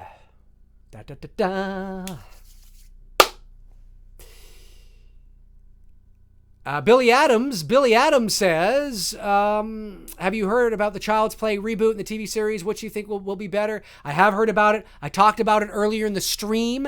And to answer your question, yes, I have heard about it. And the question, I'm not excited for either. I don't really like the sound of what MGM is doing. And I really don't like any of the Child's Play movies after part 2. So, yeah. Okay, Sarah Clay says, what is Michael's mask actually supposed to be within the movie? Oh, that's a good question, Sarah. It's just a Halloween mask. It was just Sheriff Brackett in the first movie says, well, they stole some knives, a Halloween mask, and some rope, and it's just a blank face. It's just it's like when you go into a store that's selling masks and there's not really an identity behind it. It's just a creepy mask. That's really what it's supposed to be. Now, in reality, of course, we all know it's a William Shatner Star Trek mask. But within the movie, it's just supposed to be just a Halloween mask. Oh, there goes my chair. Just blank face. Nothing crazy. Oh, great question. Bradley Heath says, what do you think of the news of Lando coming back for episode 9? Finally, a Star Wars question. If I missed some others, I do apologize, but this is the first one I'm seeing. Okay, well, I think Lando Calrissian should have been in The Last Jedi. But what do I think of him coming back in episode 9?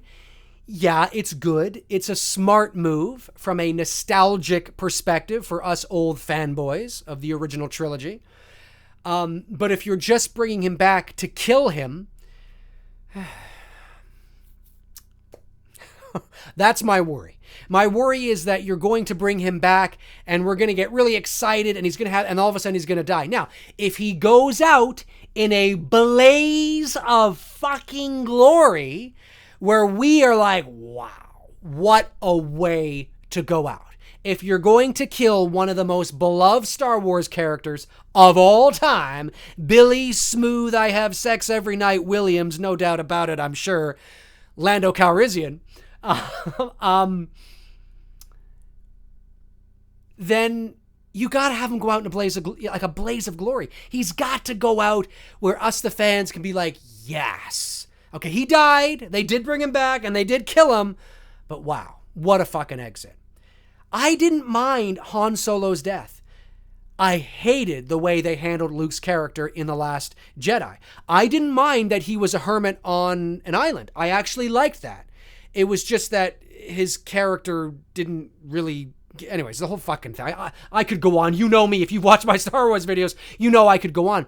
So if you're going to bring back Billy D. Williams, yeah, is he going to be the leader of the Resistance now that Carrie's gone and Leia is dead? You know, I have a feeling that that might be it, that he might be being brought back to sort of fill that role, and he's going to be sort of filling the role that General Leia had. That's my feeling on it. But yeah, I'm excited. I'm excited to see what a skinnier Billy D. Williams is going to look like as Lando, because, you know, he's been a little heftier over the years. So it's going to be really interesting. So yeah, I'm excited about it. I just hope that if they kill his character, he goes out in a blaze of glory, where we can walk away going, all right, they killed him, but that was solid. That was solid. Like, I feel good that his character sort of had it, you know, it came full circle kind of thing. You know what I'm saying? Great question. Oh, this is another great question from Movie Chat and More. Richard. Best Gene Wilder, Richard Pryor movie. Oh, that's a great question, Richard. It's a great question. I like... Oh, there's so many. I like Hear No Evil, See No Evil. I know that's not one of their classics, like back in the day, but I have sort of a soft spot for that movie. I think it's fucking hilarious. I watched it with my girlfriend. She hadn't seen it before. We watched it a few months ago. It's so fun. Such a fun movie. Hear No Evil, See No Evil, or See No Evil, Hear No Evil. I actually think it's See No Evil, Hear No Evil, I think. Anyway. Okay. Silver Streak's good too. Yep, absolutely, 100%. Okay, Darren S. says, have you seen the recent Richard Brooker documentary on YouTube? It's a great tribute, includes parts of it. I have not. I'm going to check it out. Thank you, Darren. You're so good. You always got these little things you're dropping, and I got like a list of shit I got to check out now. Awesome stuff. Hear No Evil, See No Evil. No, yeah, it was a lot of fun, Tanya. I totally agree. It was absolutely great. Again, for those of you who are just joining us late or who have been here a while, if I haven't answered your question, once again, it's not personal. Just with, 155, nearly 200 people in the room, there's a lot to go through. So it's never personal, guys, never personal. Okay, but I think it's fun this way. It's kind of like a draw. Like you throw your thing in the hat and you wait to see if it gets picked, rather than actually having a list of people I have to get to. Makes it exciting. All right. Captain Casual. I love that. Captain Casual says, do you think there should be a Boba Fett solo movie? No. Nope.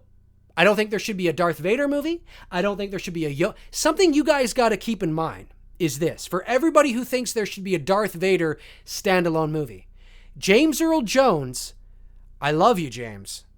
You're awesome. You're iconic. But in case nobody's noticed, he's on his way out.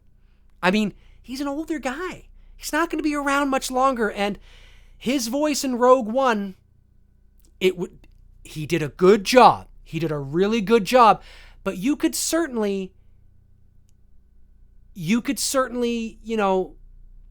feel the age. Okay? I mean, it was a bit weaker there. Okay?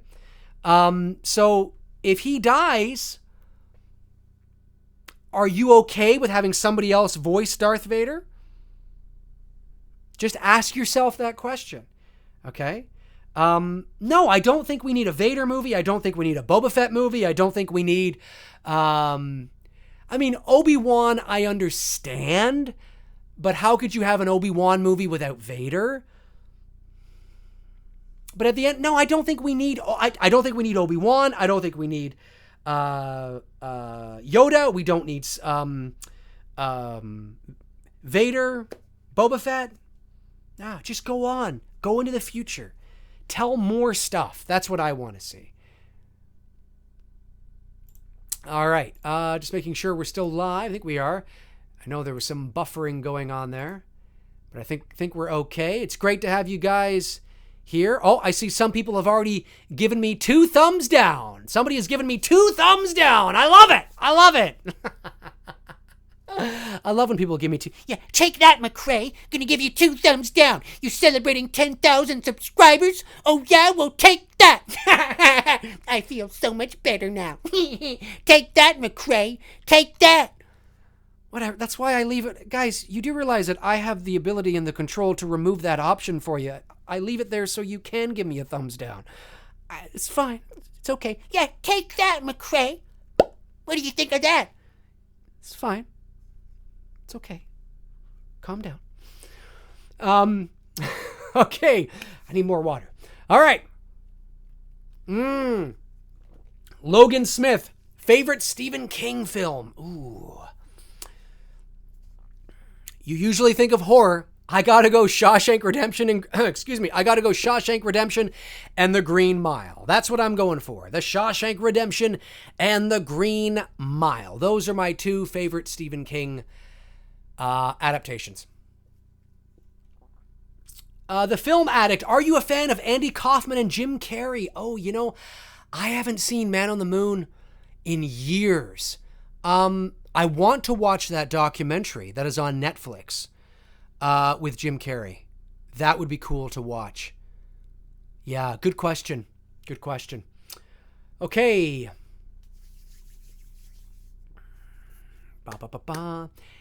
Henry Brisson, am I saying that right? Thanks for all you do. You're welcome, man. Thanks to you. Thank you guys. It's an overused cliche that, channels wouldn't be where they are without their subscribers. But like I said, yes, that's true, but it's the engagement. It's you guys and your engagement. I could have 10,000 subscribers, but if none of you guys care or tune in, or if I'm not, uploading content, you're not tuning in, what does it matter, right? So yes, subscribers are important. I certainly don't want you guys to unsubscribe, but it's your engagement. I'm always so impressed with your comments and you're engaging with each other. You guys are awesome. It's great shit. Logan Smith, congrats on 10K. Thank you very much. Appreciate it. Mr. Pinky, what are your thoughts on Shin Godzilla? I haven't seen Shin Godzilla yet. It's on the list. I've got to see it. Okay, Blu-ray Addict. Yeah, congrats on 10K subs, man. Thank you very much. I appreciate it. Tiffany Yates, what about the movie The Jerk? Oh, with Steve Martin? Oh my God. I love that movie. If none of you know what The Jerk is, I believe is it 79 or 80? It is Steve Martin's first feature film, I believe. It is hilarious. You've got to watch The Jerk. It's also a movie I don't have in my collection. Thank you for reminding me. I'm actually going to write this down. I'm writing it down right now. The Jerk. The next time I am at the store, or when I think of it, because I sometimes order online as well, I got to order The Jerk. Great stuff. It's so good. So good. Blu-ray Addict, favorite teen comedy.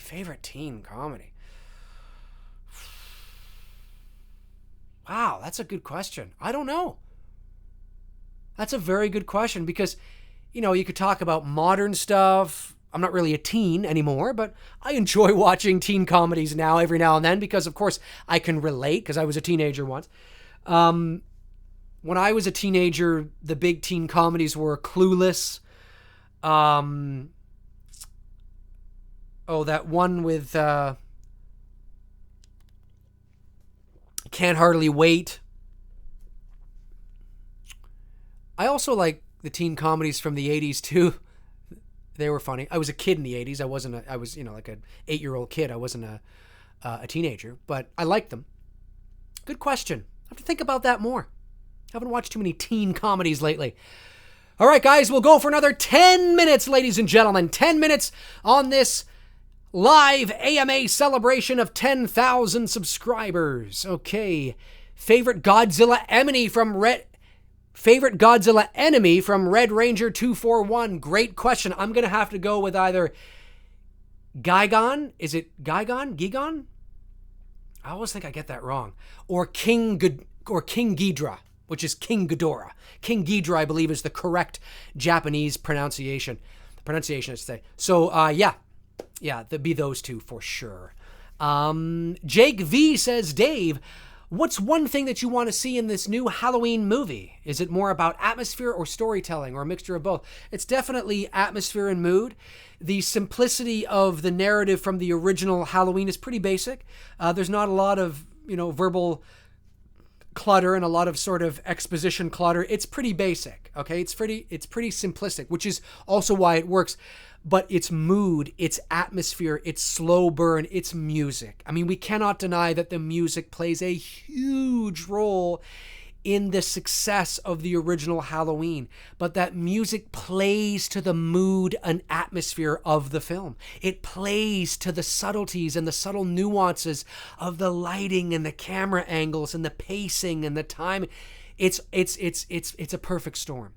So you can have the most simplistic, basic story, but if you build it around mood and atmosphere and understand, what you're working with in terms of that pacing, you can deliver something really special. So I'm going to say mood and atmosphere. Great question. I mean, the story can't suck, but at the end of the day, if you're not paying true to the character of Michael Myers, if you're not being true to the roots of the original Halloween, which is what you're supposed to be doing, then it's just another fucking modern horror movie, which I don't want to see. Nocturnal Toothbrush. That's a great name. Your stream is great so far. Yeah, well, hey, we're closing in on the end of the stream, but thank you. I appreciate it. Brock Inveld. Brock Inveld? Am I saying that right? Pineapple on pizza? Yes! Definitely pineapple on pizza. I'm a big pizza guy. I love pizza. I haven't had pizza in a while, though. But definitely pineapple on pizza. Well, this is great. Hey, we've been streaming now for almost 2 hours. My voice is starting to get a bit hoarse, but that's okay. I'll be ready to go tomorrow for my Thorazine episode exclusively to my level 3 patrons. Let's get Dave to 20,000. Yes, let's get me to 20,000. Hey, for those of you who don't know, again, I'm going to be in Pasadena, California this October attending the 40th anniversary convention. So if you guys are going to be there, come on up and say hello to me. I'll be walking around, and feel free to come on up and say hello. I'll be more than happy to say hello to you guys if you guys are going to be there. I will be doing live streams from the events as well. Some will be exclusive to my patrons, and some will also be to everybody. So if you're not part of my Patreon, don't fret. You will get in on it, but there'll be some exclusive, candy, juicy items for my patrons as well. So, yeah, let's see here.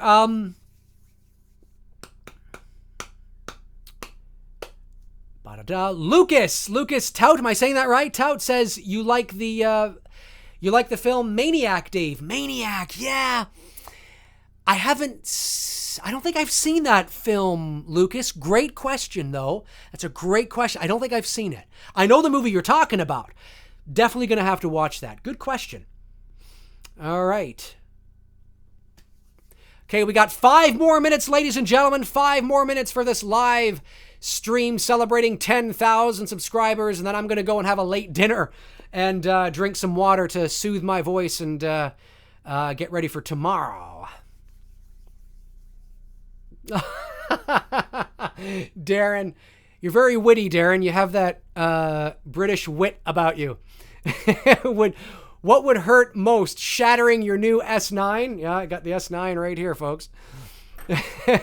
Or shattering your new S9 Plus, or Halloween 2018 being a shit show. You know what? I think shattering my phone.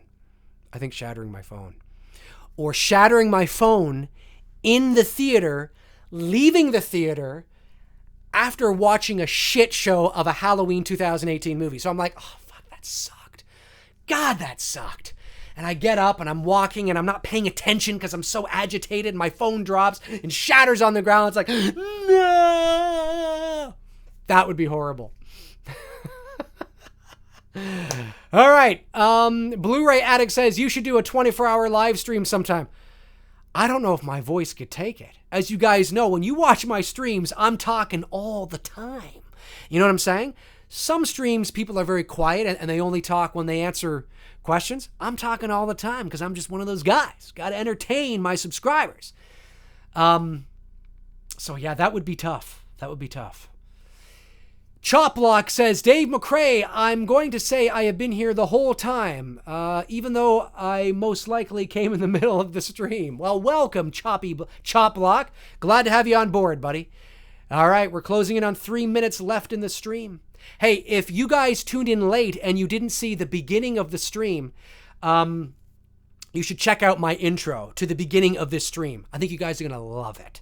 Now, that intro is also on, the intro that you'll see at the beginning of this stream is also a video that I have on my channel that if you guys want to check out, let me just go to my channel here. If you guys go to my channel and you watch a video called, it's called 40 Years of Halloween Celebration Video.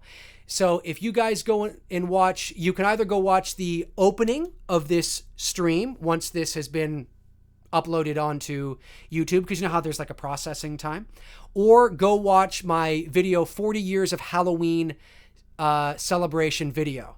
And I think you guys will really like what I put together for celebrating 40 years of Halloween. Just thought I would give that shameless plug. You guys can probably tell my voice is starting to get hoarse now, man. All right. All right, one more question. I'll answer one more question for the night. And again, if I didn't get to your questions, it's not personal, guys. I don't have anything against anybody here. It's just that it's moving so fast and we're averaging 160 to 180 people. So, you know, and I like to be thorough, right? So, nothing personal. All right, let's see here. Let's see if I can get somebody who I don't think I've answered yet.